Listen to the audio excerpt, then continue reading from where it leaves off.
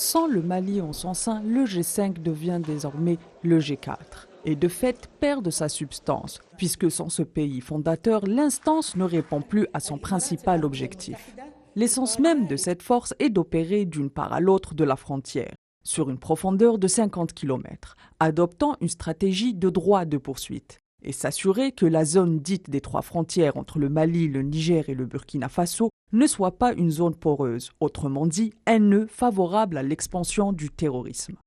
Et c'est justement dans ce contexte particulier que s'est tenue la première réunion des chefs d'état-major des pays membres à Niamey. Bien que les sociétaires affirment que la réflexion sur l'avenir de leur partenariat sécuritaire est un débat sérieux au sein de l'organisation, il n'empêche que l'avenir de cette organisation ne semble possible qu'avec le retour du Mali en son sein. La situation interne du G5 Sahel a enregistré le départ de la République sœur du Mali. Nous regrettons ce retrait, car le Mali est un membre fondateur de cette organisation. Il a toute sa place à nos côtés. Nous ne pourrons vaincre le terrorisme, stabiliser et développer le Sahel sans une lutte commune et une mutualisation des moyens. Nous espérons que nos frères maliens vont reconsidérer leurs décisions et réintégrer notre organisation commune. La porte du G5 Sahel reste toujours grandement ouverte pour les accueillir.